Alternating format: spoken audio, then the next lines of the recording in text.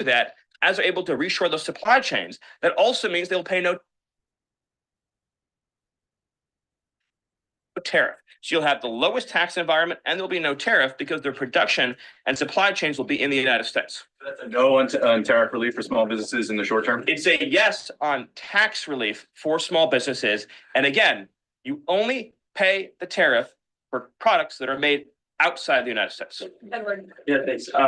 So on the rare earth mineral deal that was signed last night, when can that deal be operationalized? What's the time frame? And what kind of leverage does that give Ukraine over Russia? I think the more important point about the Ukraine deal, and I would hopefully have an update for you soon on how quickly it can be operationalized, but we'll be moving at full speed, not only on that mineral deal, by the way, but on every mineral deal that this president has been unleashing. So we're opening up mines all across this country. We're also pursuing energy and mineral deals all over the world. Since the president issued his executive order also on deregulating coal, we've seen dramatic coal production increases already in the United States. So we're taking advantage of the trillions of dollars in coal wealth and mineral wealth that exists in the United States. We're a very mineral-rich country. But with respect to that deal, we'll move it and operationalize it as fast as we possibly can. But it's meant to pay back the United States. This is the key point. For the hundreds of billions of dollars that our taxpayers have spent subsidizing the war in Ukraine. So it is repayment to the United States. And that's one of the most important points to understand about it. What's the leverage? Does it give? What kind of leverage does it give? The president's goal, again, is to end the killing, to achieve a peace settlement. That remains, of course, the overriding objective. Thank you so much, Caroline. Thank you, Stephen. Thank you. This administration has stressed the need for price transparency for things like healthcare bills and concert tickets. So why is it a political and hostile act for Amazon to display price transparency on consumer goods? Well, I think it's the wrong way of looking at it. Because it's goofy. That's why. There are so many hidden taxes and fees involved in selling products, whether it's local jurisdiction taxes, whether it's tariffs that already exist, whether it's price gouging. No, Amazon hasn't put up a warning label next to any of their products or shown the full breakdown of the input costs. Like when you buy a product, it's not just how much it costs them to make it. It's also how much did it cost them to transport it, store it, insurance, regulatory fees. Every single one of those goes into the input cost of a product. And Amazon is just doing this to be spiteful.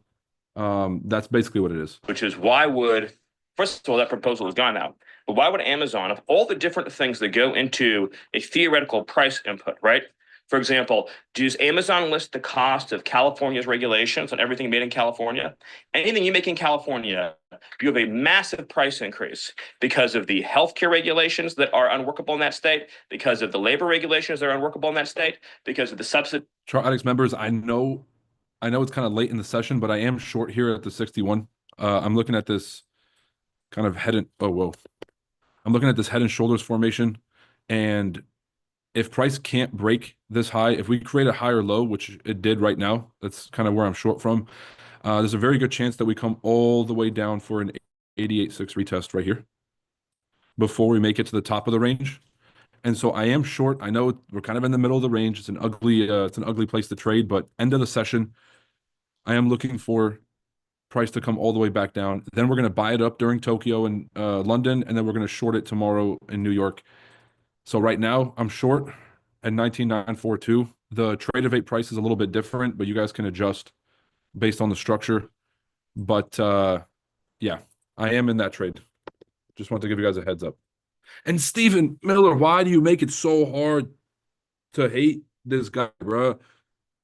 I'm trying to hate this guy in peace. I'm trying to get back to my roots. And Stephen Miller is creepy and he's sus. And so I'm trying to hate him, but he just keeps spitting facts and it's just making my life difficult, man. That go to illegal aliens in that state because of all the bureaucracy. So anything being produced in California has a massive built-in price hike. So why wouldn't Amazon have a list saying if you purchase it in California instead of in Alabama, this is the premium that you pay? That you pay. This was a clear attempt by whoever proposed it originally. I don't know, because Amazon says they were never going to do it, to try to undermine our trade negotiations with China. I'll make another important point on this, which is that there's been many complaints about the fact that there are a lot of products that are sold on Amazon that are actually ripoffs of American products that are then stolen by China, and then they take our IP and they put them into products to try to undersell our manufacturer. So to the extent that we are engaged in labeling issues on Amazon, I would say that would be the most significant one to fix, is making. Well, how do we feel about the Chart Addicts color scheme for the candles? This is kind of saucy. It's starting to hurt my eyes. It's like been 30 seconds. But it's kind of saucy. The red and green has to go. I'm gonna keep messing around with this. It doesn't really matter what the color of the candles are. It's like, did the body of the candle close below, or did the high of the candle, did it close lower than the open, or did it close higher than the open? That's how you determine a bullish versus a bearish candle. So it doesn't really matter the color, but let me know what you guys think. I'm gonna put some comments in the thing, man. Making sure we're not undercutting American consumers. One on Abrego Garcia, please. The administration is reportedly inquiring about his return.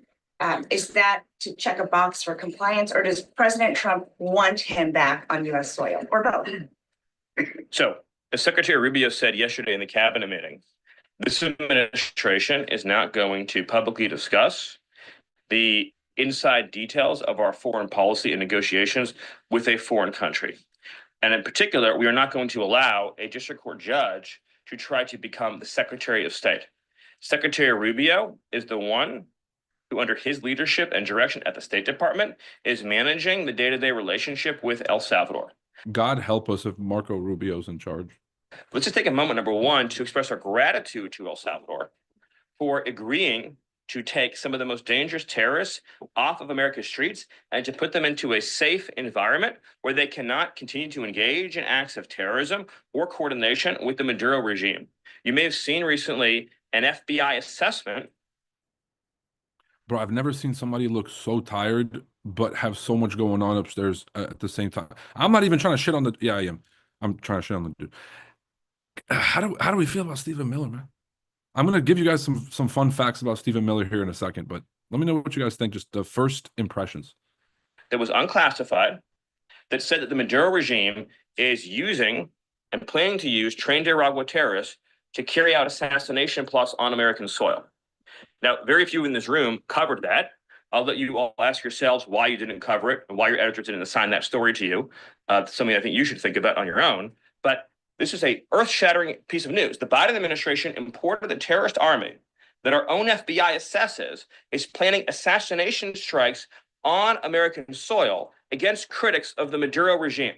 Those are the terrorists that President Trump is finding and apprehending that our Democrat judges and Democrat activists are trying to keep on U.S. soil. Tren de Aragua has the same legal status as Al-Qaeda and ISIS. MS-13 has the same legal status as Al-Qaeda and ISIS. These are foreign terrorists operating on our soil. And our gratitude to El Salvador for agreeing to take custody of these terrorists is immense. With respect to the case that you mentioned, there's now even been more evidence that has been made public of this person's violent, repeated threats and assaults against his spouse, someone who had repeated, documented human trafficking and human smuggling offenses, somebody that has extensively documented. Those cells are cooking right now. Just throwing that out there. Okay, if we fill this previous 15-minute candle, this one right here, this wick, if we fill this wick to the downside, then it's worth holding to the double bottom, at least to the next fib. I think if we can get from a fib to fib, that's where I'm going to secure partial profits. But yeah, so far so good. Documented membership in MS-13, a terrorist organization, and of course he had MS-13 tattooed on his knuckles. This is a person that was a clear and present danger to the safety of the American people. And it is a sad reflection on the state of our media and many of the outlets represented in this room that you obsessively try to shill for this MS-13 terrorist with no coverage occurred in your papers about any of the Americans that were raped and tortured and murdered by the illegals that Biden was importing into our country. You know, you talk about due process. The Biden administration made the decision to give extensive due process to two Tren de Aragua terrorists that were apprehended at the border. just a couple years ago. They were two gentlemen. They were from Venezuela. They were members of Tren de Aragua. The Biden administration and Border Patrol apprehended them and made the decision to provide them with extensive due process, put them onto a program known as supervised release, and put them on ankle monitors so that they could go through a lengthy legal judicial determination as to whether these legal aliens who had just set foot on U.S. soil might want to live in the United States for the rest of their lives. What was the result of that decision? What was the result of that choice that was made? Those two men kidnapped a young girl named Jocelyn Ungary from her family. They beat her, they sexually assaulted her, they tortured her, they stripped her, they murdered her, and they dumped her body. That is what the Biden administration's policy was. Most of your papers never covered her story when it happened. Because it's kind of late in the session, I'm actually going to secure. So I have 4 contracts running. I'm going to secure one of the contracts. Well, I'm going to close 2 contracts and just leave 2 running. I'm going to be trailing my stops, obviously, because of the equity, the trailing equity drawdown rules and whatnot on the Apex account I'm trading. But I'm secure. I'm closing half of my position right now. This thing is cooking. Congratulations. Now, Chart Addicts members, did anybody take this trade? Let me kind of get a head count here. If anyone took this trade. To the extent that you covered it at all, it was because President Trump forced you to cover it by highlighting it repeatedly over and over again. He had to shame you into covering it. And each and every one of you that sides over and over again with these MS-13 terrorists, to the extent that you had the financial means to do so, you all choose to live in. Oh, so I actually heard a little bit of this. He's about to spit bars. Hold on. Now, I don't agree with how this entire argument is being framed. This is about due process. This is about not about this one guy, because this one guy might have been a piece of shit, but like, just because you're a piece of shit doesn't mean we're going to throw away the rule, like the due process, because one day it could be you, and then they'll be like, well, tough shit doesn't matter. So anyways, but he's about to spit bars at everybody in the press room. At all, it was because President Trump forced you to cover it by highlighting it repeatedly over and over again. He had to shame you into covering it. And each and every one of you that sides over and over again with these MS-13 terrorists, to the extent that you had the financial means to do so, you all choose to live in condos or homes or houses as far away from these kinds of gangbangers as you possibly can. If I offered any one of you a rent-free home with no taxes to... Todd, we just filled the previous wick. So if you look at, if this was on the 1 minute time frame, this would be like a double bottom here or whatever. And so if the market is going to continue to the upside, this is where it would reject. So you can choose to hold and just see if it rejects, right? Or if it breaks under. If it breaks under, you got a pretty good chance of the market continuing to the next fib. But I would secure partial profits. I mean, I did secure partial profits. So I just want to make that very clear that everything from here on out is going to be extra credit.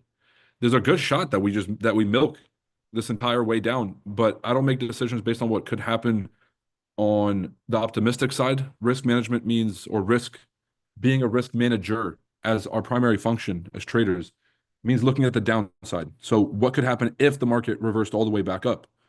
I would lose all the profits that are sitting on the table right now, and that's stupid. So food for thought.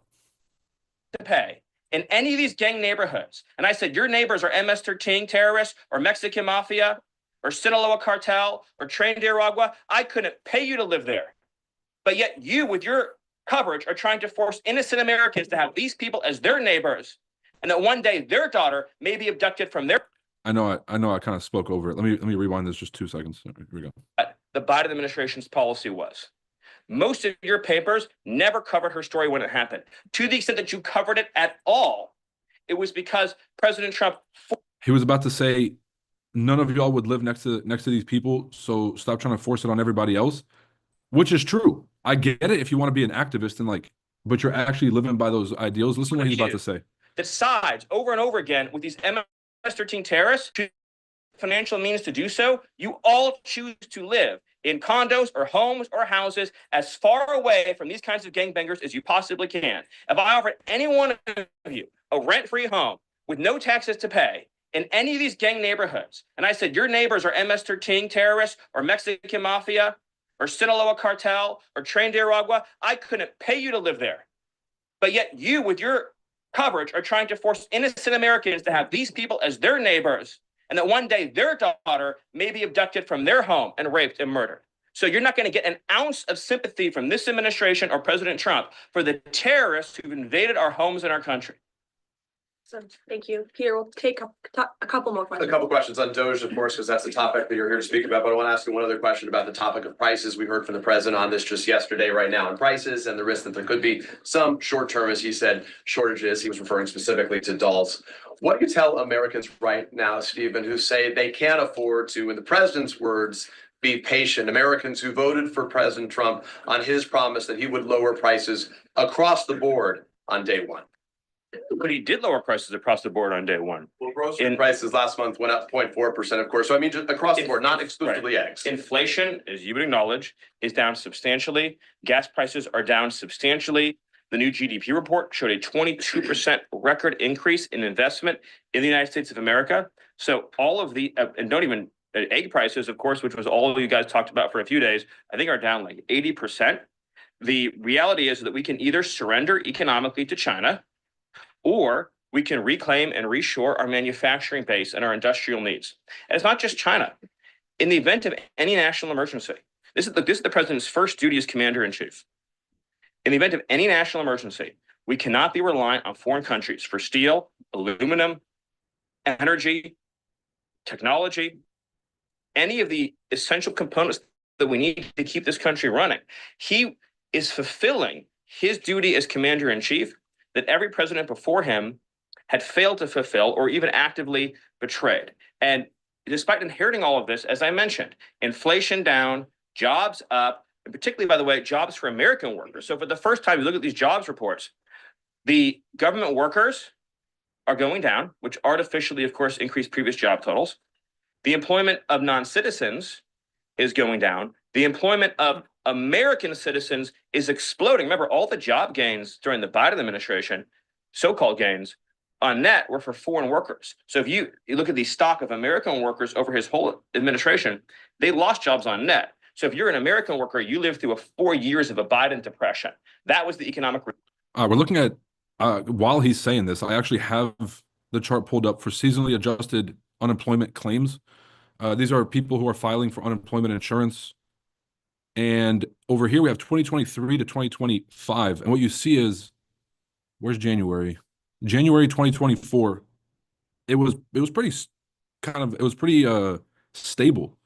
We're actually pretty low here in terms of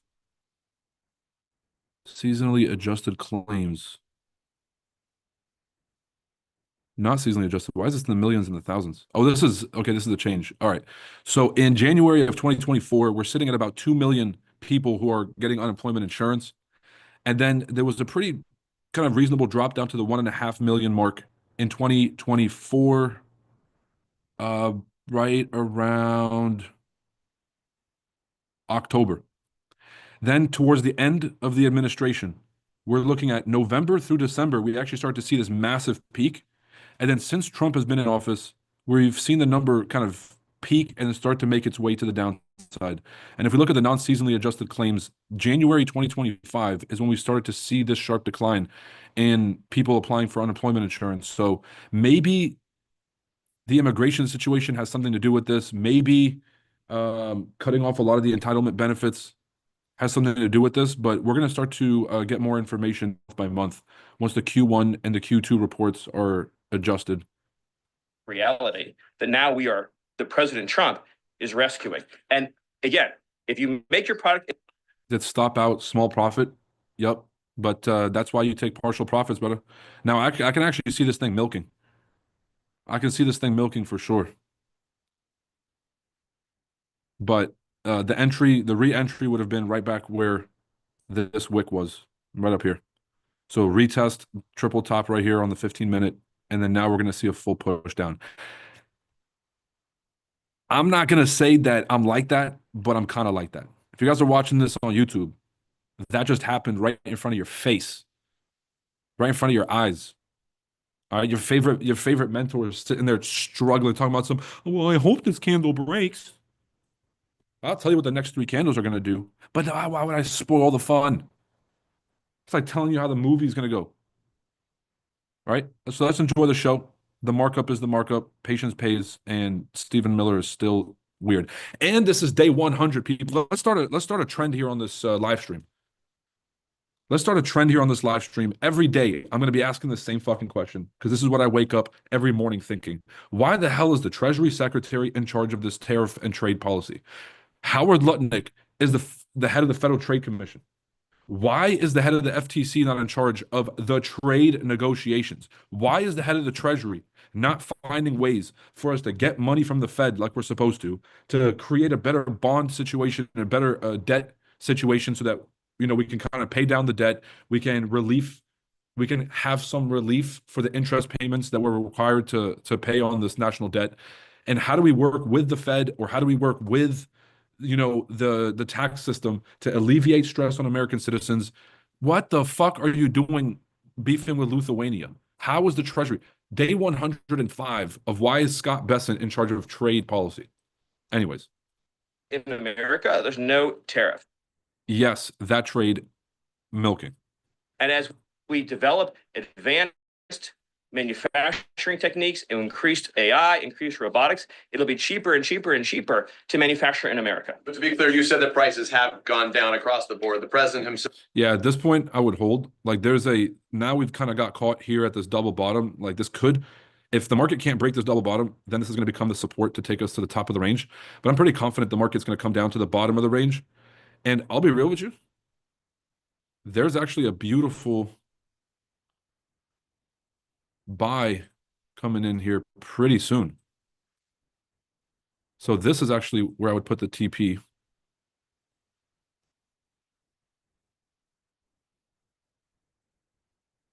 I don't know if I'd buy this. This is like a scalp. It's towards the end of the session, but there is a buy opportunity right here at the bottom of this range.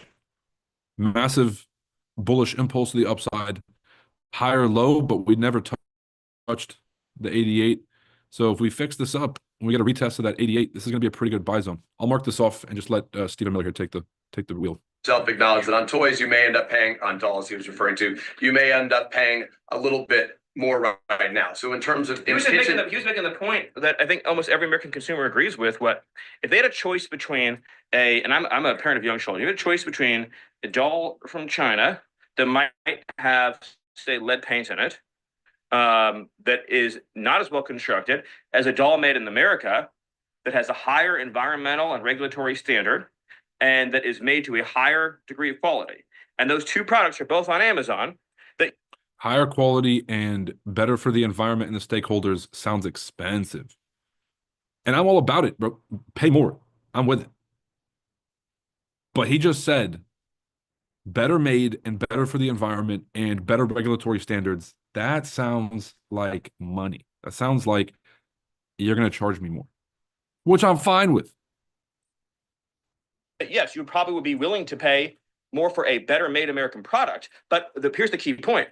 With the tax cuts, the regulation cuts, the energy price decrease, and everything else that President Trump is doing to unleash this era of American prosperity and prevent the road we were on to get off that road of financial ruin and doom, means that it will be cheaper than ever to make a manufacturer in America. I think that answers your question. So I'm going to do one more. Stephen, can I just? Can I ask the donor question? Look at that smug look on his face. He said, "Oh, everybody wants to ask me a question, so I guess now everybody wants to talk to me. Back in school, nobody wanted to talk to me, but now everybody wants to hear what I gotta say." Can I ask about those? Peter, we just gave you two questions. Brian, go ahead. But I'll wait. Hang on. Last night, Kamala Harris delivered her first major speech. Wow. The sells are playing in. Now, I'm actually kind of changed my tune here on the buys. I think the buys might happen with a full retest all the way down. 19,807 here on Trading View. This is where you would expect to kind of see the rejection, but for now, I'm actually kind of feeling like the seller is going to take this thing all the way to the bottom of the range. So let's keep an eye for that and see if we get a wick rejection down here, maybe closer to 750. So I'm staying out the buys. I closed all my sells. Yes, I'm completely out. losing the election. She attacked Trump personally, attacked the policies. Any comment from the White House on that? Well, I think it was a great reminder to the American people of just how blessed we all are that the leader sitting in the Oval Office today is President Donald Trump and not President Kamala Harris. It was a helpful reminder of just what a travesty and a tragedy that would have been. Like, it would have been the end of America. And Members, just so you know, when I'm sending emojis in this chat, because there's nothing left to say. A picture's worth 1,000 words. I'm going to put a money bag emoji and the chef emoji. That's how I feel about this trade. Right? Like a Bob Ross painting. Those are the two things that came to mind. it gives me a chance to bring this whole thing home. If we continued on this road of radical regulation, choking off American energy, sending our supply chains to foreign countries, taxing our economy to death, pushing this cancerous woke ideology on our children, ending merit, ending scientific innovation, ending public safety, allowing, everyone goes to the stores these days, everything's locked up, criminals roam free, the law-abiding citizens under the previous administration were punished while gangbangers were given red carpet treatment. Democrats, of course, are still giving gangbangers red carpet treatment. And then the border invasion. If those policies had continued, it would have been the end of the American Republic. And the only thing Americans want to hear from Kamala Harris is an apology for joining Joe Biden. And remember, she was the border czar, joining Joe Biden in aiding and abetting the invasion of our country. And we're never going to stop talking about this because what they did to this country is unforgivable. It is an eternal. Oh, stop making it so hard to shit on you, Stephen Miller. God, he just keeps spitting facts. Bro, I'm trying to mind my bit. I'm just trying to talk shit about you. Like it's a Thursday. Stop making it so hard. Dropping facts on these people. The only thing we want to hear from Kamala Harris is an apology. Bro, looking at this trade side by side is a thing of beauty. I'm just throwing that out there. Eternal stain on the Democrat Party. Every day we read another story. Every day we arrest another alien they let into this country who raped a child, who beat a woman within an inch of her life, who murdered a mom, who murdered a dad, who trafficked drugs into this country, who trafficked fentanyl into this country, who are responsible for dead and slaughtered Americans. And I don't know what's broken in the Washington press corps, that none of that moves them emotionally. The only thing that gets them exercised is, do we need to have more trials for terrorist supporters? We need to have more trials for gangbangers. We need to have more trials for illegal alien invaders, even though Congress and the Constitution clearly say that you can expel invaders and illegal aliens quickly, efficiently, and properly. This president has literally saved America, and I could not be prouder. I could not be prouder, as I know Caroline feels the same way, to come every single day to this building where we have a leader sitting in office whose first, last, and every thought is the safety, prosperity, security, and sovereignty of the citizen. By the way, that little bit of intuition of I don't feel right about this trade, I'm going to skip out on the buys. Do you guys see how important sometimes intuition is? When you have a road and you have two choices, like your spidey senses will tingle. It's basically your subconscious memory bank of all the experience you've had in trading. It's your gut trying to tell you, yo, you've seen this before, danger, danger. When you have this like kind of fork in the road, always choose the risk management side, which is if I don't feel right about this buy or this trade and I have a choice to like take the risk anyways or just stay out, I stay out every single time. I trust my instinct now because of my experience in trading. Back in the day, you can't really just trust your experience because your gut instinct may not be. Now, if you have a track record of your gut instinct being correct, trust it. But if it hasn't really worked out for you, build that memory bank first. And so that little bit of intuition, I didn't take the buys. Maybe it pops back up, but I actually think that we break the range first and then come all the way back up. So let's see. We're back at the bottom of the daily range. This is the moment of truth. See if we close back above 17,800. That's an important word, people. Take a shot every time Stephen Miller says fentanyl, or he says or he says illegal alien, or he says Tren de la Aragua.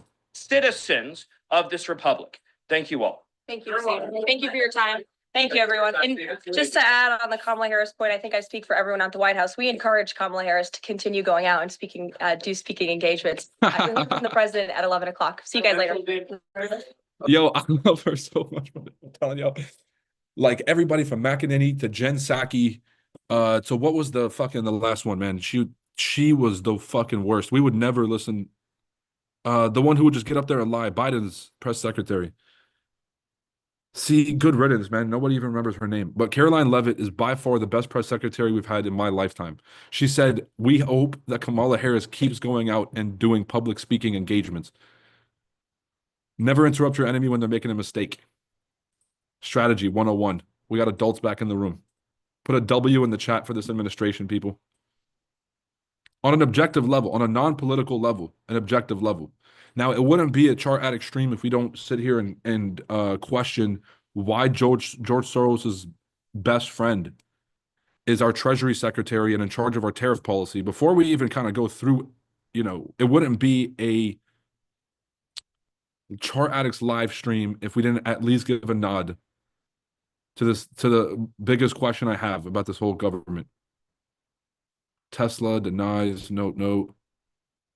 Why do they make it so hard to find these things? YouTube's algorithm needs to pick it up, I'll be honest.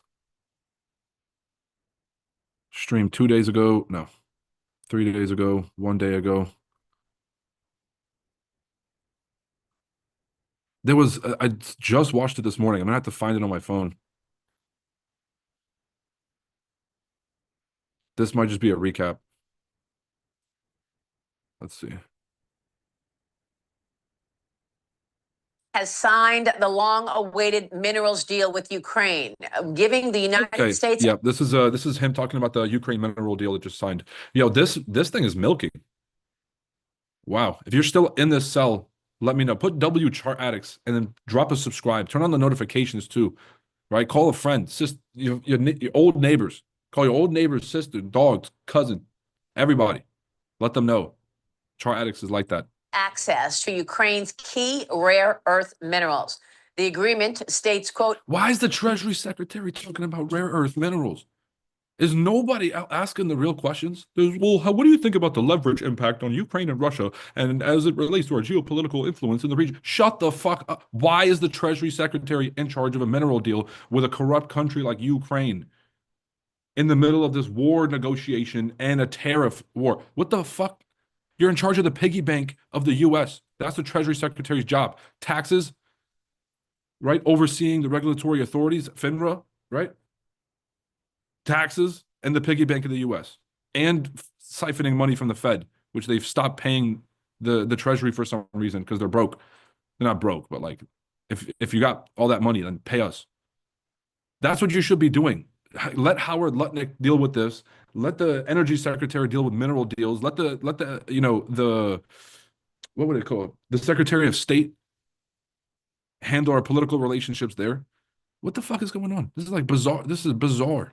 Ukraine retains the right to determine the areas within the territory, as well as its territorial waters, exclusive economic zone, and continental shelf to be made available for the exercise of the activities of prospecting, exploring for, and producing natural resources. U.S. Treasury Secretary Scott Bessent is with me right now. Man, she don't understand a goddamn word she just said. More. Mr. Secretary, thanks so much for spending the time and joining me this morning. Good morning, Maria. Congratulations on this deal. This is a big deal. Can you walk us through what's most important here? Well, Maria, it's a big deal. And I have two words for the President Trump's agenda: peace and prosperity.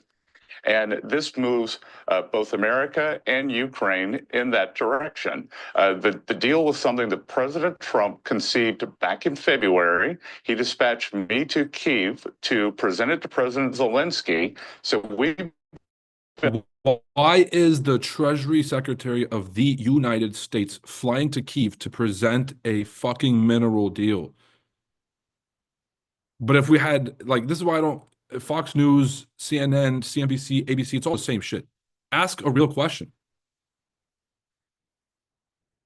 RIP to Mike Wallace. been working on this. This was first presented to the Ukrainians on February 10th. We signed yesterday. As you know, there was a bit of turbulence in between, but I think that this is win-win for both sides, and it's very innovative. The easy thing to do would have been to give the Ukrainians more loans, pile on more debt, tax the American people more, and lose the support of the American people. Here, that the Ukrainians can see a path to economic prosperity once this conflict ends, and the U.S. businesses, U.S. best practices, U.S. capital will be part of that.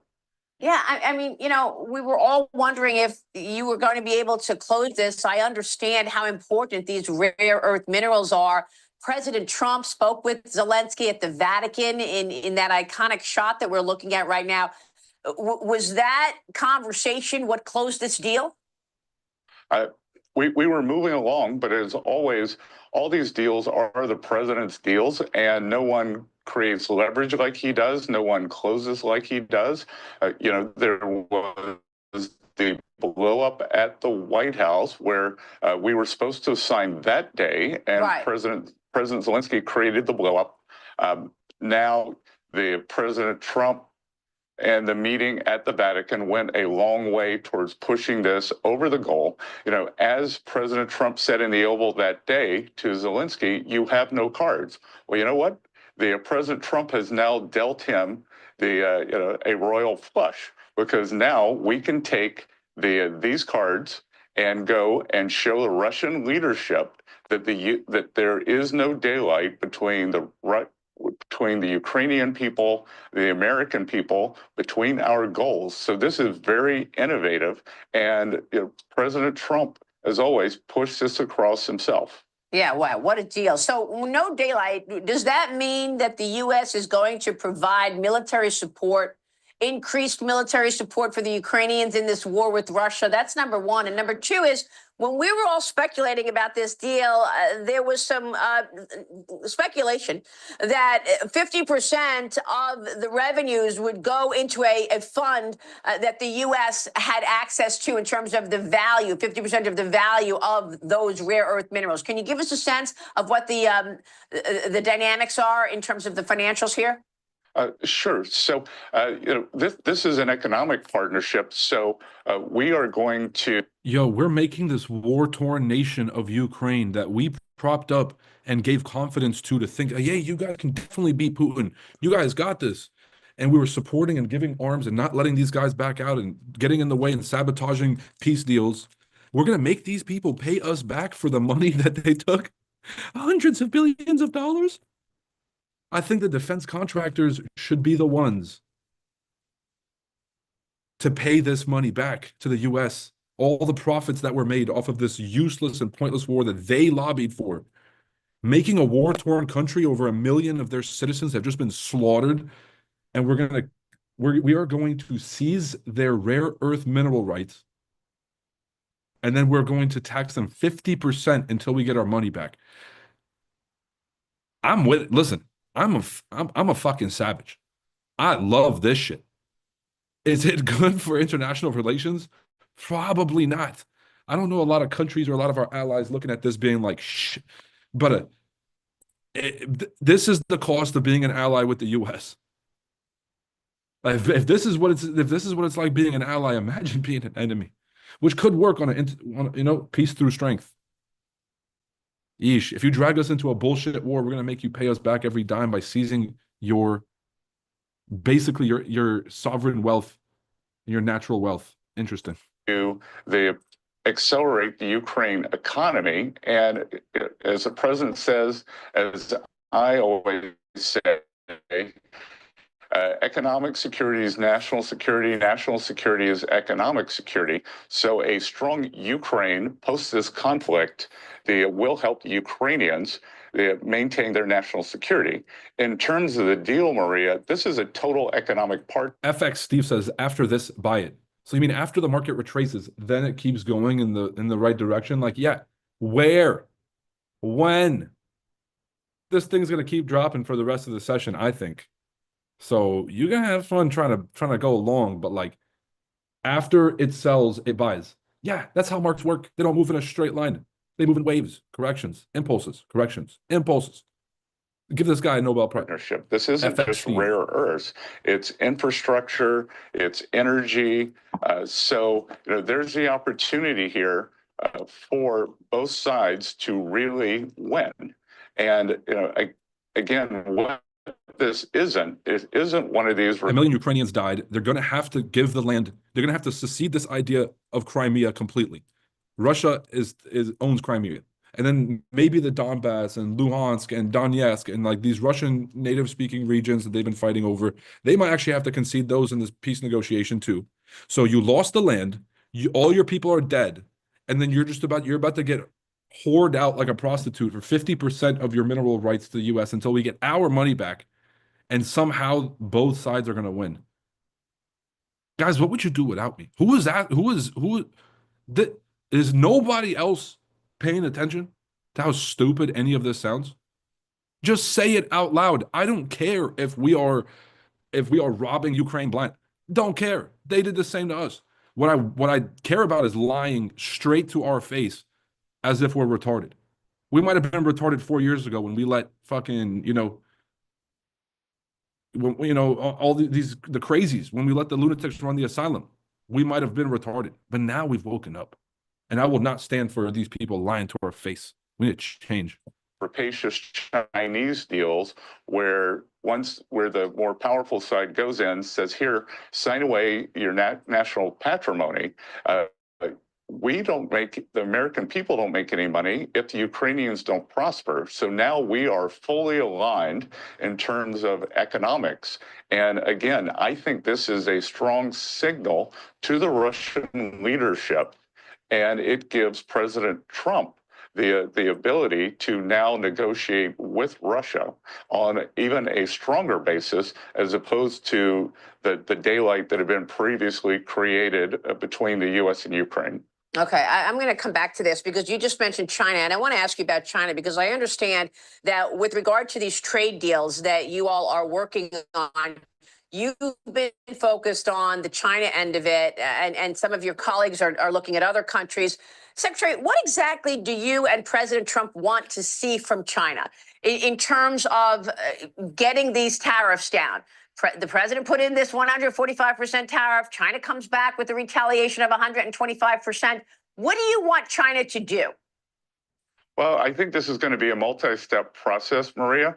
I think first there will need to be a de-escalation on these very large tariffs. 145 and 125 are not sustainable on the Chinese side. We saw some very poor GDP numbers out of them. Out of China yesterday. We're now seeing very large estimates of job growth loss from 5 to 10 million jobs. So the Chinese economy is slowing down substantially here. So what we will first want to see is a de-escalation. We will likely revisit the purchase agreements that were put together in the first China trade agreement in January of 2020 to make sure that the Chinese are honoring those agreements.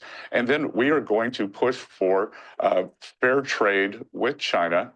They are the most imbalanced economy in the history of the world. And I actually got in a closing and trailing down now. After this, I'm done. But you better be done after this. The session's about to close. You just milk this trade. 2 great days in a row, said up 33% on the week. Thanks, Roy, and the Chart Addicts team. Yes, sir. Shout out to O and shout out to everybody who's been trading with us. We've been crushing it. Told you guys.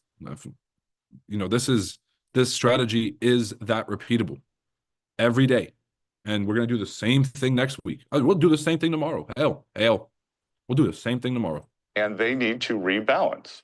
Now, Maria, the big deal that could be done here is President Trump is oriented the U.S. toward a manufacturing economy, taking us back to the strength that's been sapped I'd rather listen to Stephen Miller talk again. over the past several decades. Everyone knows that China needs to rebalance towards more consumption. So if we could rebalance together, then that would be the big deal. But in the meantime, we're going to bring down these the unfair trade barriers and hold them to the agreements that they previously signed. Okay, so they have to keep their commitments that they already committed to President Trump in his first term, because they stopped buying the agriculture that they said that they would under Joe Biden. We know that. And you say you want them to buy more from America. You got to up the consumption. What about the non-tariff barriers? What about some of the things that China does, like the surveillance of America, buying land near our military installations, all of the other non-tariff barriers that President Trump has spoken about, bullying our Navy ships? Well, look, Maria, there's a whole range of the bad behavior by the Chinese. We're going to be focused on trade, but the non-tariff trade barriers for China are especially insidious. China actually has low tariffs that if you look at the stated tariffs, it's just impossible for U.S. companies to do business there. And when they do, there's substantial IP theft, there's cyber hacking. So, everything is on the table for the economic relationship. I am confident that the Chinese will want to reach a deal. And as I said, this is going to be a multi-step process. First, we need to de-escalate, and then over time, we will start focusing on a larger trade deal. Okay, very, very important information there. And the president said there's a very good chance that the U.S. makes a deal with China. Do you see that happening within a couple of weeks, a couple of months? What's your timing, Mr. Secretary? Well, again, Maria, as I said, the Chinese need to de-escalate these high tariffs, because there's the equivalent of an embargo, and the Chinese business model is built on selling cheap goods to the U.S. They sell us about 5 times more than we sell them. So, their factories are closing down as we speak. We're going into the holiday season. And keep in mind, this is also a time where China's economy is obviously they pretend like they're growing 5% a year, whatever their purported GDP numbers are, but they're actually in the middle of a massive recessionary crisis. They had the equivalent of like an 2008 financial crisis when they had a housing bubble burst. They were building way too many homes. There weren't enough families being created because they have a demographic decline of young people, and especially in marriages and things like that. And so they have all these extra houses that were just being built. Then their largest real estate their largest real estate developer in the country crashed. And then in the middle of this, now their number one revenue generating activity is exporting cheap goods, just like Besson said, exporting cheap goods to the world, but primarily to the United States, because we're one of the largest consumers of this crap, and putting up the tariffs that they just did. Because what he was talking about is the non-trade, when you guys hear non-trade or non-tariff trade barriers, these are things that have nothing to do with the price of imports and exports, but more like China doesn't let American companies on their stock exchange. These are regulatory or legal matters or geopolitical matters or sanctions, things that are outside the realm of just a trade negotiation that impact the prices way more. But now on top of that, China is actually hurting themselves with this kind of like playing this tariff war, and they're going to have to de-escalate soon. Otherwise, they won't be able to sustain their revenue generating sources in a time where they need it. They need to backstop their economy and stop this crisis from kind of spiraling into something way worse. I guess this is one benefit. Like when the U.S. banking system crashed, the whole global banking system crashed because of how integrated America's banking system is to the rest of the world. Because China's kind of been on this isolationist policy where, yeah, they do business with everybody and they export to everybody, but on a very limited basis. So we have a 5-to-1 trade imbalance with them, where we import 5 times more goods than we export to them. And so if they're having some kind of crisis, it's going to hurt the export business. Maybe some prices will go up over here, but there's no like effect to the global banking system the same way, or the global equity markets the same way that there is vice versa. The only kind of like red flag would be we're not allowed on Chinese stock markets, but they're allowed on U.S. stock markets. And so, and they hold a substantial amount of U.S. government debt in the form of bonds. And we actually saw this when they got pissed at Trump. They started selling the bonds and bond prices were crashing. And so they do have a substantial amount of leverage in that sense where they own us in a big way.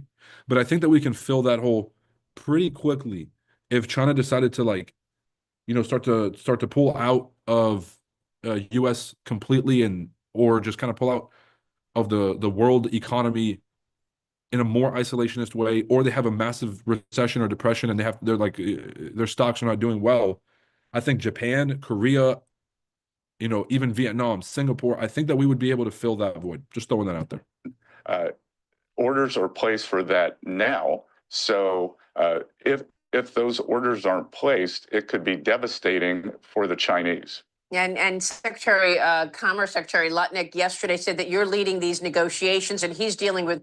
Oh, let's find something more interesting. Now that the trading day is done, let's find something a little bit more interesting to talk about. Mike Waltz, you guys remember that guy who leaked the signals chat, who put like the reporter of basically one of like the most anti-Trump reporters from the Atlantic, kind of put him in the group chat with them, a national security group chat talking about bombing the Houthis. They finally got rid of his ass and his deputy. Okay, so I think they waited till after the 100-day mark. I think the Trump administration is genius because when you fire people right after the mistake is made, that's the right thing to do. But it's really hard to explain that to the people. America has like ADHD memory. And so the signals group chat thing, I just told you guys remember that guy, Mike Waltz? This probably wasn't a significant reaction at all from anybody. Nobody gives a fuck about the signals thing anymore. So they're waiting until some of these stories die down in order to kind of like actually do the right thing and just get shit done, which is a massive improvement from their first time around, where they were constantly fighting these media battles about explaining and justifying their actions. This Mike Waltz thing, once the dust had settled, I think everybody had agreed that somebody should be fired for this shit. And then it comes out, and then now people like me are applauding it. And so whoever's in charge of this show, maybe it's Christine Ohm. They're doing this. They're doing this right. Let's see what Fox News. Actually, let's see somebody else. I can't be caught dead watching CBS. The BBC, even worse. The Bulwark. I don't even know what the fuck they are, but it seems like they have hella views. 3 normal-looking people. Sam Stein joined by Sarah Longwell and Will Summer to break down the developments inside Trump's national security. Let's see what they got to say, bro. Independent media. We'll give them a shot. For the people. Yo, who can get me a press badge for the White House? Who can get me a press badge? What do I got to do? Do we have a Discord channel? Yeah, we just put the link in the YouTube chat right here. So somebody, bro, I got $1,000. Anybody? I don't even know if I'm allowed to like pay for the press badge. Somebody, please. Do I need 100,000 subs? Hit subscribe, people. We got 100K subs. Maybe they'll put us in the press briefing room and I can ask some real questions. They will never let my ass back in there again. This is a one-shot thing. I'll ask a real question. Let's get us up to 100,000 subs. See if we can get in the press briefing room, people. Help us out. At CBS, who was the first to get it, but now Fox and Politico both reporting that Mike Waltz is out, as well as his deputy, Alex Wong. The reason is Trump kind of lost confidence in the guy. I suppose that happens when you accidentally include the editor of the Atlantic on the signal chain, and then you discuss incredibly sensitive classified information on the signal chain. Kind of a big fuck up. But then again, I like this already. I'm liking this Bulwark channel already. This guy gets it. The first 40 seconds, he has said more common sense and just summarized the entire story better than the last, any 25-minute video that we're going to watch from all these Fox or whatever. Listen to what he just said in 10 seconds. This thing starts at the 30-second mark. All right. Lost confidence in the guy.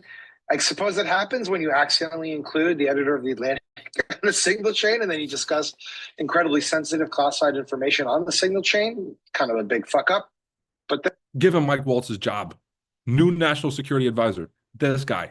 And again, there are a lot of people who fucked up on that signal chain. So Sarah, what is your immediate take on this? Yeah, so the biggest thing is that Walz is the one taking the fall, not Hegseth, because Hegseth's the one who shared all the classified information. Now, it is true, Walz is the one, and this was always going to be the cardinal sin. The cardinal sin was having Jeffrey Goldberg's Yes. information in Yes. his phone to begin with, and then boomering it really hard and like accidentally just dropping him in instead of, because and it's funny, his explanation of this is just, we can all empathize. We can all empathize. He saves Jeffrey Goldberg's name under somebody else's, his information No. under someone else's We can't empathize. Who the fuck does that? name. That was The number one editor for The Atlantic, the op, and you save his name under somebody that you could mistake in a national security conversation, in a national security context, as one of your advisors or somebody who's like what's it called? Somebody who reports to you. How do you fuck that up? wasn't the explanation though. It was like I had it and they got like kind of transposed into my No, but that's what he means. contacts. He means he I thought saved there was, like, Jeffrey a Goldberg's weirder- number under the other guy's. No. He didn't save the guy's number under somebody else's name. He said somehow this other guy's contact got under this guy's name. It's like, have you ever had like two contacts merged together? You like accidentally merged two contacts? Yeah, me either. Me either, people. That was his bullshit explanation. So that's why I'm saying he should have got fired a while ago. But I think for the media context of this, now it just seems obvious that he's got to go. And the timing was just perfect. No, there was an explanation where he had Will, emailed with Jeffrey Oh, Goldberg. Sam, I'm right. Yeah, let me be the tiebreaker here. Yeah, it was basically that like Mike Waltz's deputy had sent him Jeffrey Goldberg's info at one point long ago, and then Apple did that like autosave thing where it's so yeah. I mean, basically it was saved under the wrong number. So yeah, But not by, well, whatever. It doesn't matter. The point is, the bigger point is Sarah's right. The sin here is not that you shared classified information. It's that you had Jeffrey Goldberg's number. Because Trump will spin the classified information stuff. And he'll say, well, we kicked the crap out of. Well, everybody in that group chat was supposed to have a security clearance. If Jeff Goldberg wasn't in there, then everybody in there had what is it called? Classified status to be able to hear all that information. But putting it in a Signals group chat already is sus, right? And so I don't know. The real crime is not yes, the real crime is having Jeff Goldberg's number because like the guy's lame as fuck and he's a hack journalist, he's a hack editor with seriously flawed views about the world. But at the same time, Mike Waltz put that guy in a national security group chat. And then these guys are in a Signals chat talking about national security concerns. The crime isn't telling the people who have national security clearances this information. That I don't agree with at all. The Houthis. But he won't spin. He's also not known for his, classified information being something he treats with great care. No, it's not top of his list. He'll politicize it. But yeah, having Jeffrey Goldberg in your phone is the problem. And that was the issue for Walls. But again, so is Hegseth in the clear? I don't know. I mean, I guess. Probably. I think here's the thing. That's what I hate about these people is like, if that was true, if Trump doesn't care about putting out classified information, where the fuck is the Epstein list? Their whole justification for not releasing the full list, which it's not even the list, but more about like the details of the client list, like who flew where, when, and why. They said that it was for national security concerns. Why the fuck would hiding this child pedophile ring with the most powerful people in the whole world, which is still going on right to this day, how the fuck is that a national security concern? So they're talking about, he has no issue giving out classified information. If that was true, where's the list? He would have said it. He would have told us who killed JFK. About Walls. Walls, well, I remember Allegedly. Just throwing that out there. YouTube, don't take me off. when Mike Walls was originally picked, and I was like, well, that's one of the only semi-normal people that Donald Trump has picked for this whole thing. So of course, he's got to be the first to go. Now, he is clearly wildly irresponsible. She sounds like a hack. She sounds like a swamp machine agent. She's like the only normal person that he put into the office. The only normal being establishment and clearly a fucking clown for this thing, which I think is deliberate. And that's why obviously he's got to be the first to go. He's not going because he was the first normal guy that Trump put into his administration. He's going because he put an op journalist editor of a competitor, not a competitor, but like an adversarial news agency in a national security group chat and leaked national security secrets to him about an attack on the Houthis. That's why he had to go, Miss Lady. Like this chain was just one. He set up there was a ton of reporting around the time, like 20 signal chains that this guy had set up. So he was they're texting all the things, and who knows what other. I mean, presumably the other chains didn't accidentally include the Atlantic's edit going to be walls. Before we move on to Loomer, Laura Loomer's role in all this, let's just talk sort of about Trump and the cabinet and the people around him and how much of a pattern this fits. I mean, obviously, we all remember the first term. Mike Flynn, gone within like what, weeks? It was not even weeks.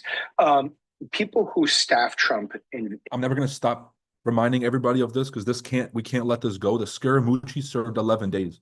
That's a unit of measure for us now. Like, oh, how long we got to wait for the shipping for the new Chart Addicts or the new FX Summit t-shirts to come in? Just about a Scaramucci, about 11 days, about a quick Scaramucci, 11 days. And then, yeah, Flynn served like 27 days or something. Inevitably will get burned, right? I mean, I don't want to go full Rick Wilson on this, but like you actually see this time and time again where people think they can live in this orbit and it turns out they can't.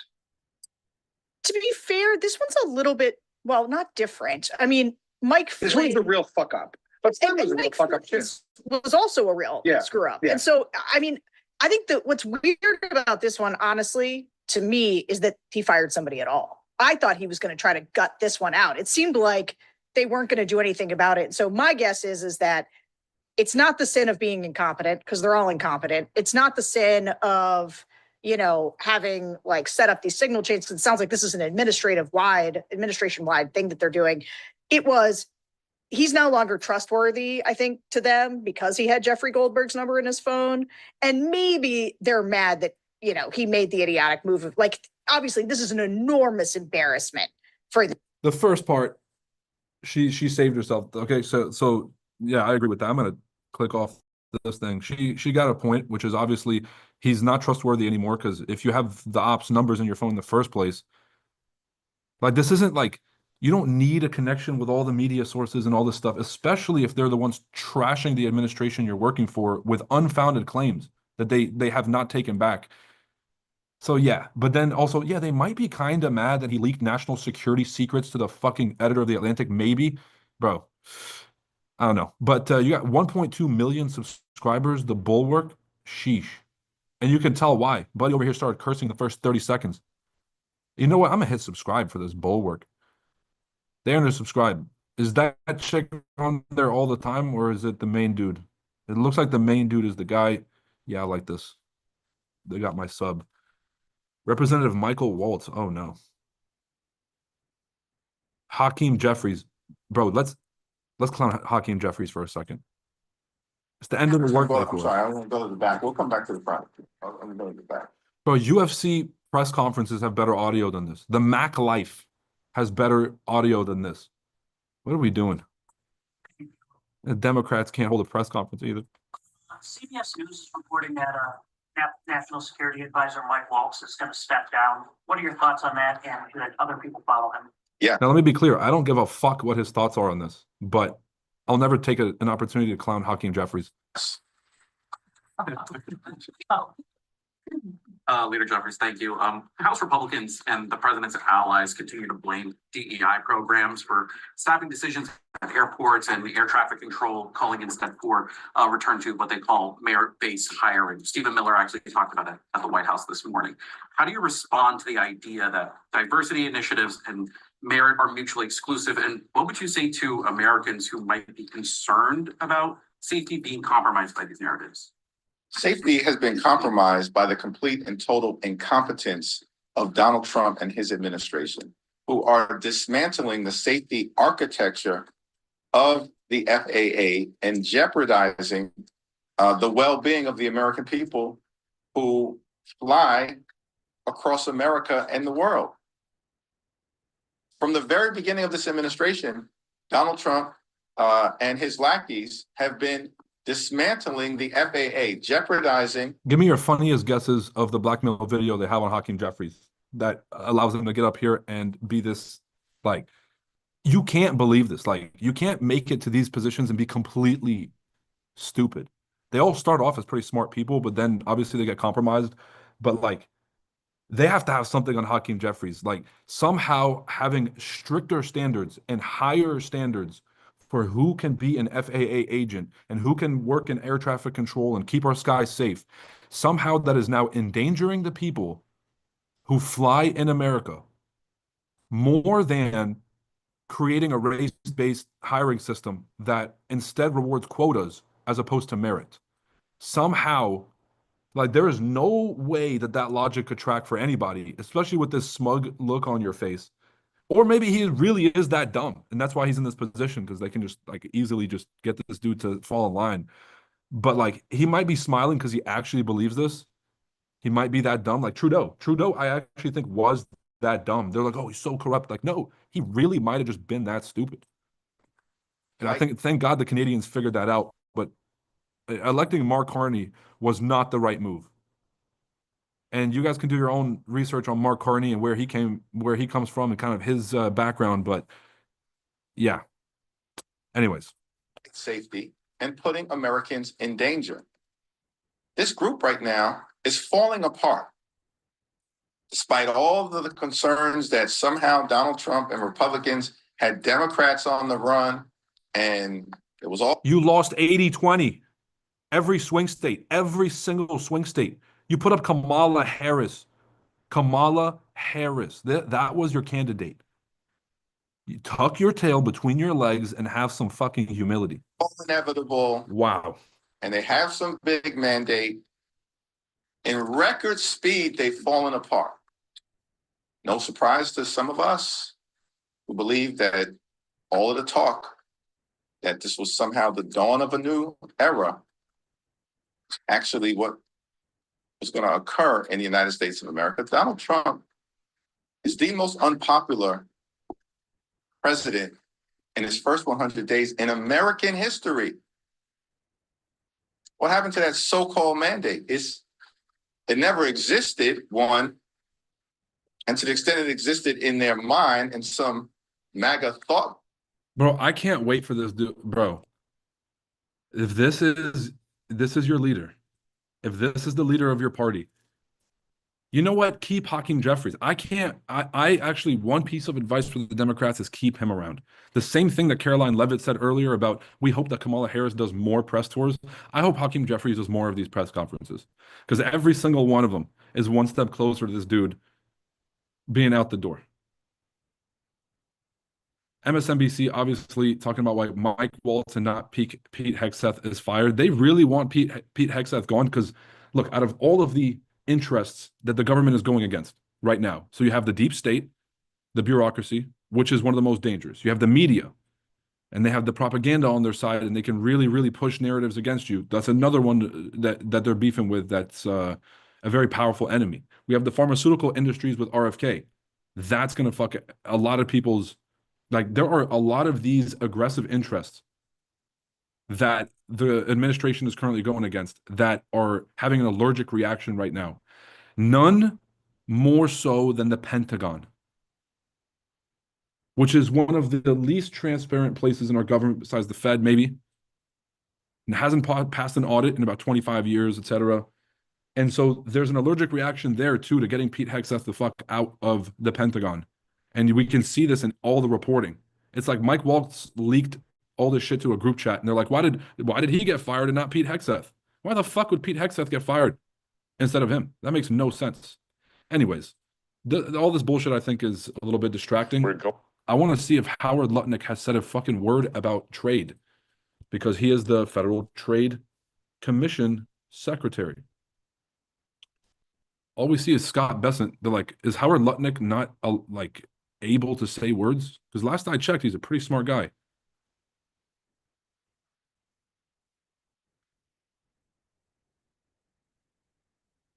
All right, this was 2 days ago. Howard Lutnick, 4.5 minutes, can't trust it. 20-minute full interview. Here we go. Yeah, Kelly, thanks very much. Yeah, we're going to kick off the top of Power Lunch at 2 p.m. Eastern Time with the Secretary of Environment. They would need this factory north. I mean, well, what's amazing. So here's one of the reasons that we're here. This TSMC factory north of Phoenix is amazing. We're in what they call Fab 1. Their Fab too, where they're going to build semiconductors.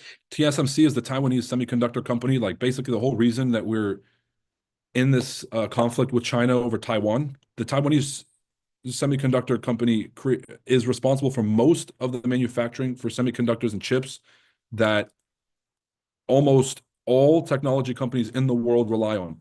And I think they pledged $500 billion to move semiconductor and chip manufacturing domestically to the US. So they're apparently looking at this new factory that's being built here north of Phoenix. Pretty exciting stuff. Is under construction. This company got effectively the permit they would need this morning. They're already, I don't know if you guys can see out there, there's construction equipment behind us. So in a couple of hours, they've already started construction after receiving the permit to begin construction. Is this kind of part of that investment accelerator idea that you and the White House are talking about? That's exactly it. So it's a whole of government approach. So a company commits to building in America, but it takes too long to get permits, to get regulations, to get everything done. So we're going to move it. We're going to move it forward. And what you saw today is they needed a couple of permits. We got those permits super fast. And here we go. They're building it. So that's the idea. Get people to work, get these factories being built now. Now, obviously, this is semiconductors, right? TSMC. So there's going to be people that say, well, how is this any different than the Biden White House CHIPS Act?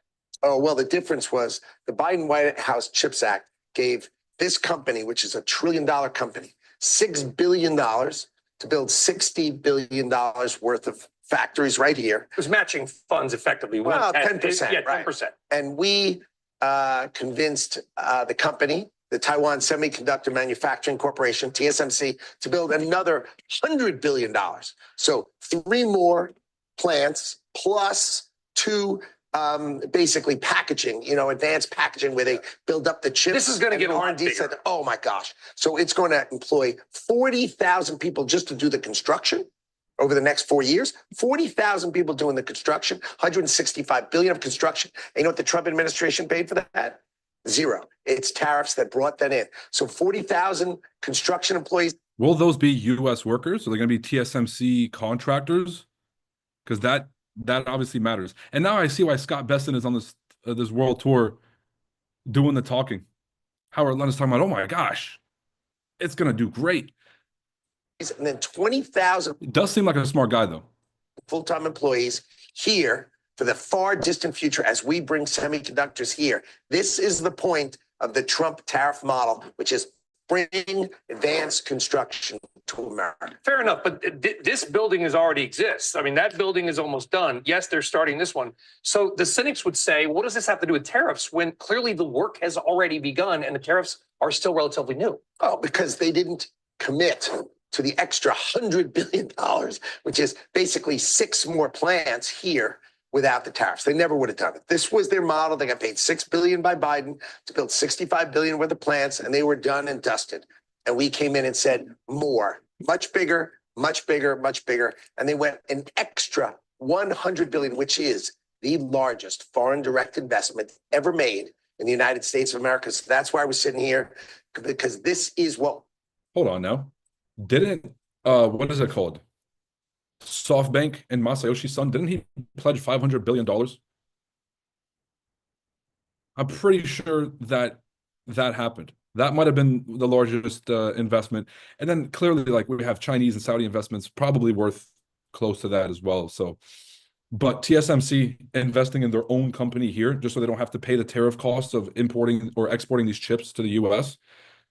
This is in their best interest too. We shout out to the Trump administration. When you rearrange the incentive structures, that's how you can get the free market to do what you want. Okay, so in our society, you can't just mandate certain things to happen just because you want it to happen. You think it's smarter. Liberty and the free market capitalistic structure needs to be protected. And so instead, you can incentivize people to take certain actions based on regulations and taxes and other non-forceful actions. So if you lower taxes on hiring people, or you lower taxes on small businesses, for example, if they hire more full-time employees, what you're doing is you're incentivized, like, they don't have to hire more full-time employees, but if you want this tax break over here, this little tax loophole, just hire more people. And now what happens is employment goes up. And so I think that what Trump has done effectively here is that through these tariffs, he has made it cheaper, he has made it more attractive or more possible for business to be conducted if they onshore manufacturing for the goods that they're going to sell here. So all the cars sold to Americans are going to be made here now, because it doesn't make sense to make it in 5 different countries in Europe and then have the rest of it assembled in Mexico and then import it to the US and pay cost all the way through for every tariff country. And so this whole Taiwanese deal was not forceful. We didn't force them to do this, but we've created the incentive structure around it to make this the smartest and like most obvious choice. That is the administration in a nutshell, the art of the deal. We need for national security to bring semiconductors home. And just to remind everybody what semiconductors do, every button you press has a little chip. Means when you adjust your seat in your car and you push the button, or you press the air conditioning, or you press drive and park, each one of those have a little semiconductor in them. Some of them are old ones. Obviously, your iPhone's got the new chip, and they are going to be made right here. And we've got to bring this kind of production to America. That's national security. That's what Donald Trump. How big is national security a part of this? How big is the national security risk a part of not just TSMC? Because we're here, but this is reflective of a broader strategy. How much does national security, not just tariff revenue, fall into the thinking? Oh, it's the key, right? If we don't produce semiconductors, we can't make drones to protect ourselves. We can't make fighter jets to protect ourselves. We can't do anything unless we've got sufficient chips. Medicine, pharmaceuticals, right? We can't have all our medicines made overseas. And we saw that with, remember, the COVID supply chains? Yes. We couldn't really get things. So you need to make autos. Why do you need to make autos? Because if you decide you want to make tanks and you want to make trucks, and in the military, if you don't have steel, if you don't have aluminum, if you don't have cars, you know what you are? You're nowhere. So it's time for America to take care of itself. And that's what we're here to do. I don't disagree. I was stuck at Newark Airport last night. I'm glad to be here. And I bring that up because there were some technical problems, but there was also labor. There was a staffing problem that caused massive delays. I'm lucky, honestly, to be here. And I bring that up, not to talk about myself, but because companies that we talk to all across the board in CNBC. I was going to clown him, but I feel you, brother. Being stuck at EWR, my heart goes out to you. We'll say their biggest issue is labor. So we want to bring that stuff back to America. I get it. But if we can't do it if we don't have the people. So how do we match up finding the labor, immigration reform, and advanced jobs in manufacturing? That's the triangle I think you guys have to solve. So the key is, where are you going to find the people to work here? Right? You're north of Phoenix. Where are they coming? That's you right. Go to the community colleges and you train people. So all the community colleges around here, Arizona State's on it, Grand Canyon, all these community colleges here are training people right now, technicians, and these are really good paying jobs. You start at 70s, 80s, $90,000. These are trade craft. It's time to train people, not to do the jobs of the past. Yo, I'm liking this direction. This is directly in line with the mandate of onshoring manufacturing and then retraining Americans for the jobs of the future and to make us less dependent on other countries because we have a better manufacturing capacity. Trade crafts have gone down the drain because a lot of people who would have alternatively to going to college gone into a trade craft, like let's say electricians, construction, or anything else, now have other avenues online to make money. And I feel like the efficacy of the U.S. society to be able to make our own stuff and to like sustain our own infrastructure was in jeopardy. And so this whole retraining initiative here to train people to build these factories and then to operate these factories, these machines, and the jobs of the future, this is the on-the-ground stuff that's going to add fuel to the fire. It's going to create the ground movement for the productivity boom we're trying to get, for the onshoring of manufacturing, the jobs coming back, for the tariffs and all of these high-level macro policies.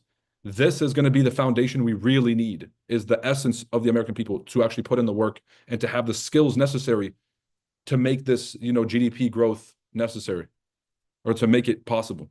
But to do the great jobs of the future. This is the new model where you work in these kind of plants for the rest of your life and your kids work here and your grandkids work here. You know, we let the auto plants go overseas. Right now, you should see an auto plant. It's highly automated, but the people, the 5,000 people who work there, they are trained to take care of those robotic arms. They're trained to keep the air conditioning You're system. thinking a lot of guff about a robot comment. You know what? I don't mind. Will the robots take the jobs? Will the robot? I mean, it's a serious question. We're going to go look through this plant, and what you're going to see is a highly automated plant that employs 3,000 people per plant, right? You got to remember these plants, all these automated arms and stuff, they need to be fixed. They all need a technician to fix them. They need the air conditioning engineer to system build them, whatever. Right? All of these things. This is trade craft. This is high school educated, great jobs that start in 80s and 90,000s and go up to 150 to $200,000. This is the future of America. High school educated. You don't have a college degree. They start at $90,000, go all the way up to $150K for being a systems engineer at a chip factory. If you're looking for another job, pay attention. Now, some people may feel a little weird about this whole, like, you're going to work at this factory for the rest of your life and your kids will as well.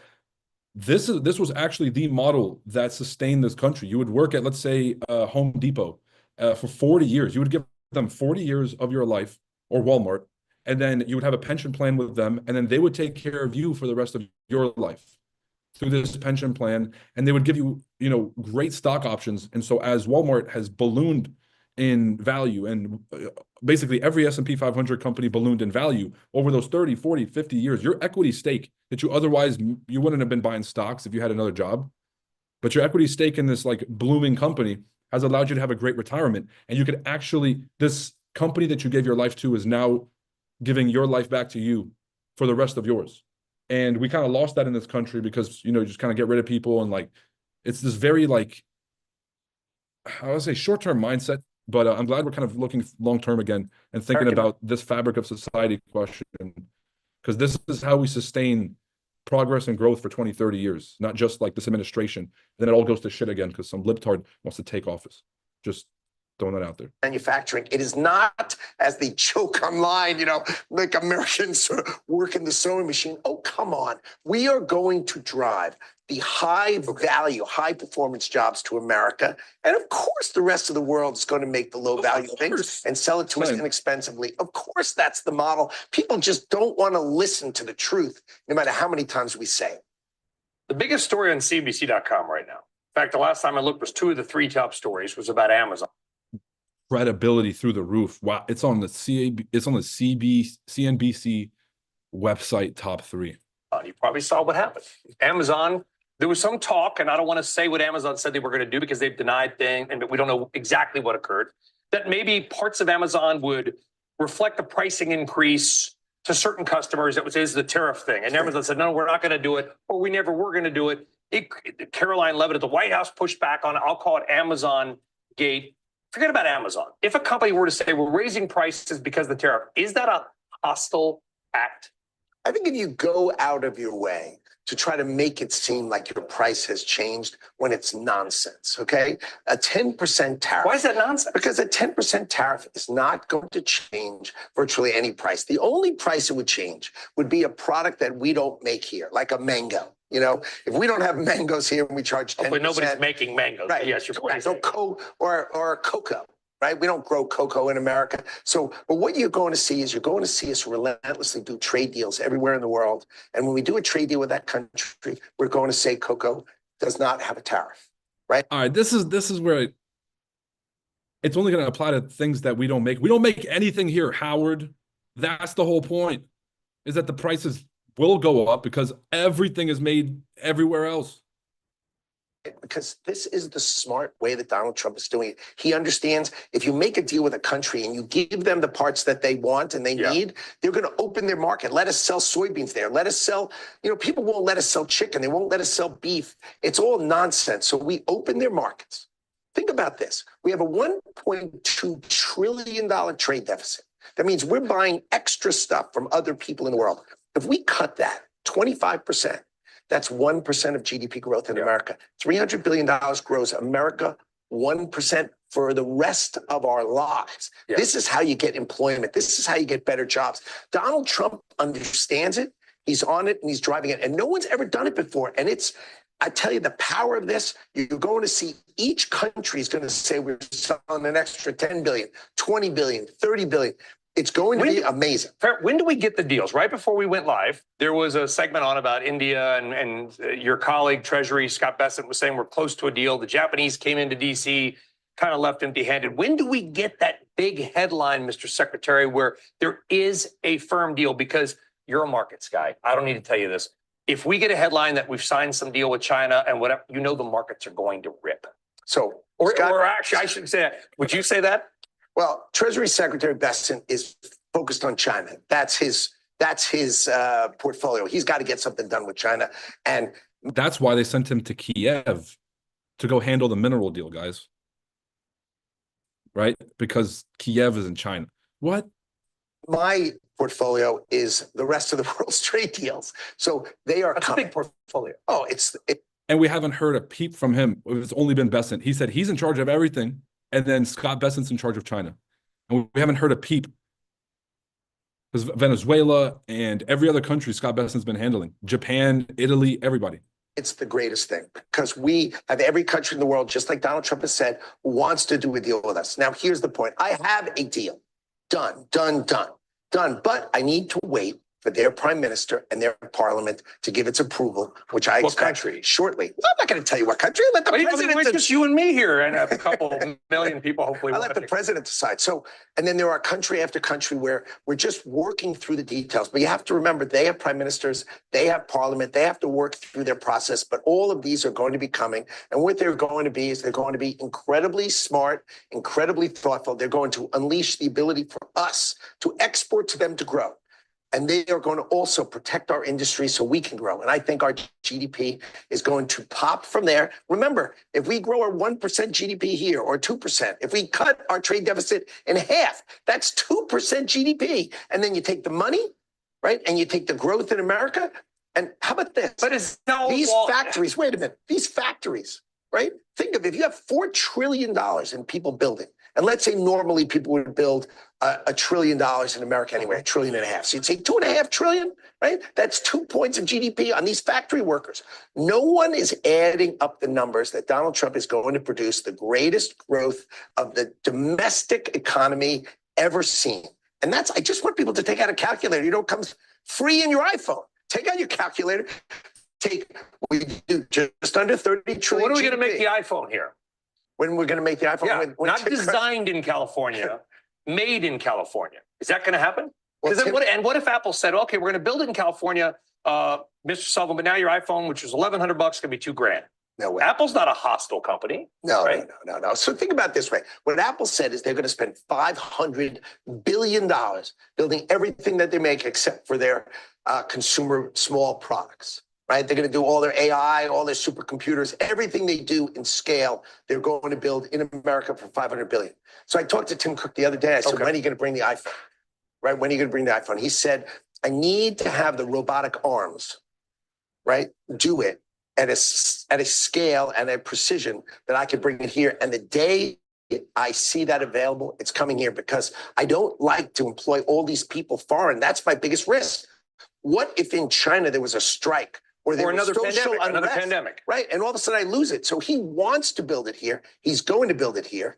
And Americans are going to be the technicians who drive those factories. They're not going to be the ones screwing it in. People just take my statements out of context. Americans are going to work in factories just like this on great high-paying jobs. They're going to be trained as technicians, and they're going to have the new industrial revolution. Let's call it the AI industrial revolution. And this is going to give them great jobs, and their children are going to have these great jobs. And we're going to go back to the society we knew, but with factories that look like this, extraordinary factories.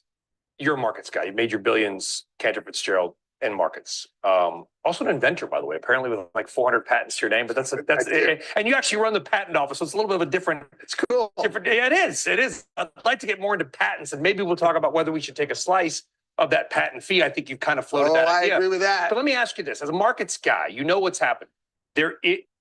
Wall Street is nervous about this plan, and you talked about pulling out your calculator, running the math. A lot of the numbers are like, well, we're going to cut GDP growth, right? Goldman Sachs, others raising their recession risk. Markets go down. Are they getting it wrong? Yes. Why? They're getting wrong because they're not looking at the big picture. The big What do we miss? picture is, Help us understand what. okay, if you do a trade deal with a country and they say, all right, I'm going to open my market for $15 billion, okay, which is not big at all. It's small. And you do it 20 times. That's $300 billion. That's 1% of GDP. Go ask Goldman Sachs. If they do 20 deals and they do $300 billion of GDP growth, right? So instead of having a $1.2 trillion trade deficit, we only have a $900 billion trade deficit. Still terrible, right? And we have 1% GDP growth, and they have $4 trillion in factories built in America, right? Isn't that another point of GDP growth? Isn't that 2 points of GDP growth? These are smart people. Some of the smartest people in the world. What are they getting? They're going to watch Brian interview Secretary Lutnick, and then now they're going to get the joke. Finally, they're going to understand that the purpose of trade deals is to drive our ability to export. We have been ripped off as the. Maybe if we had heard from Howard Lutnick sooner, he could have broke it down. President says of our ability to export. They have blocked us at the door. Why does everybody sell us stuff? Why can Japanese sell us cars and Koreans sell us cars and Germans sell us cars and we can't sell cars there? You know what that means? That means our plants here are not exporting the way they should. And when they do, and they tariffs, because it is true. You sell an American car to Europe, the tariff is higher than their tariff coming this way. Well, they make all these rules that are outrageous. I mean, think of Japan, 94%. But we don't want to be like Europe. We want them to be like us. No, we want to sell there. We want to sell there, and we want to have more production here. I'll give you an example. Light trucks, like the Ram, right? Light trucks, which we all know. You ever see why they're all American? Do you ever think about that? You know why? Because in Donald Trump's term, in his first term, he put a 25% tariff on light trucks. Boom. There it is. We have domestic production. We're going to do that in cars. You're going to see the greatest resurgence of domestic car manufacturing ever over the next 2 years. It's going to be so fun. It's going to be so fun. And I'll wear it. I promise it. And I'll wear it. Okay. I spent a lot of time in Michigan and Toledo. I got a lot of friends, the UAW. I know they're kind of semi-pseudo rooting for this. Last question. Okay. And I want to ask about the markets because you're a markets guy. You're probably not going to go into the Jay Powell Trump thing. I get it.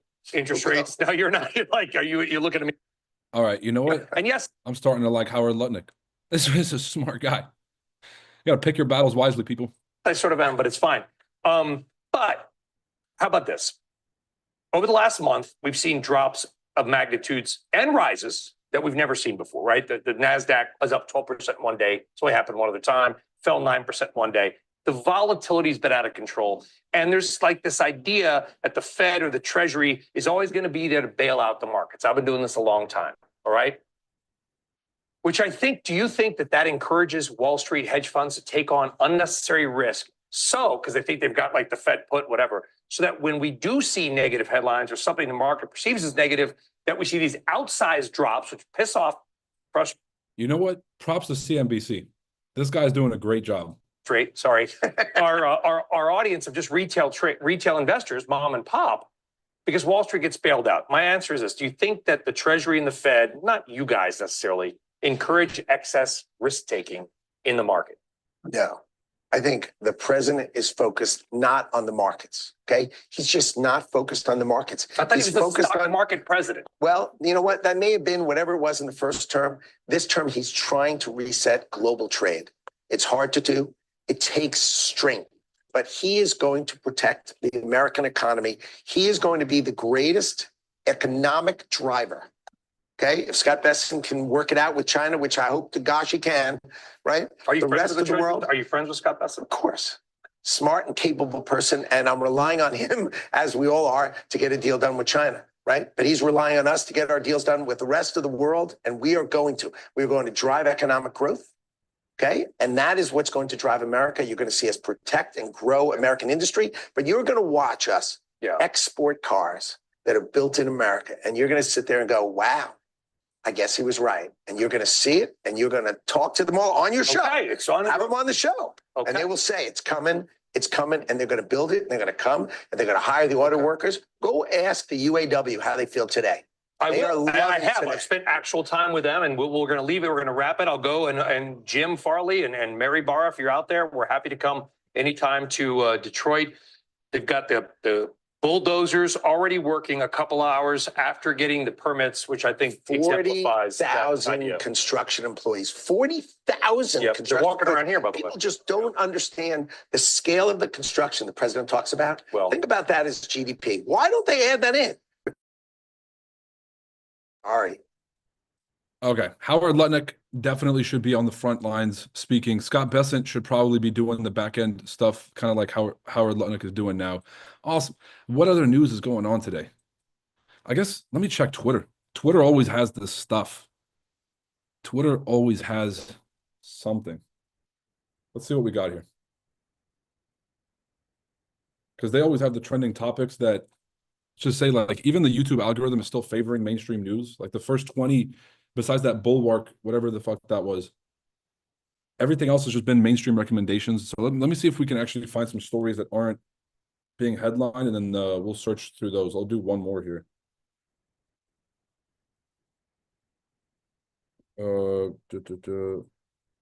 Liberation Day is trending. Why is Mike Pence trending? Oh God. Why would Mike Pence be trending?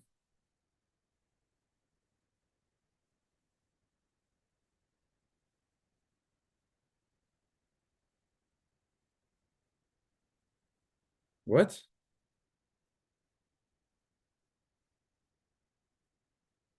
Oh, he wrote an op-ed in the Wall Street Journal. No, in the Washington Post or something. Who gives a fuck? Okay. Maybe Twitter hasn't. This algorithm needs help, man. Where's the trending? So Liberation Day is trending. Let's see that. Why is Stripe trending? Okay, Rand Paul joins the resistance.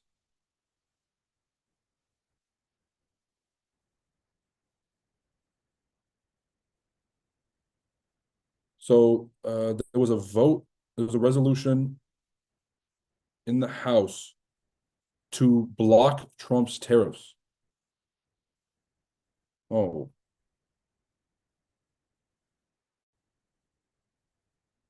Interesting.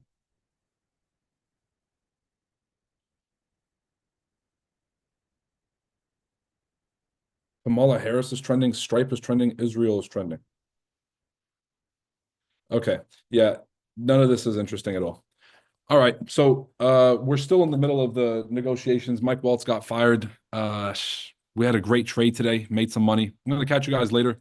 Great to see everybody here on the live stream. Drop a like and subscribe. Turn on your notifications so you guys know when we go live. We'll be breaking down NFP tomorrow, 8 a.m. every first Friday of every month. Non-farm payroll numbers and the unemployment report comes out. Typically a pretty volatile day for markets. I will not be trading on Fridays, as I promised last Friday, but we'll still live stream. So I'll see you guys on there. Hit like, subscribe, check out the link in the description if you guys want to sign up for the master class. And if you guys just want more information on our class, register for the free webinar this Wednesday. The link is in the description.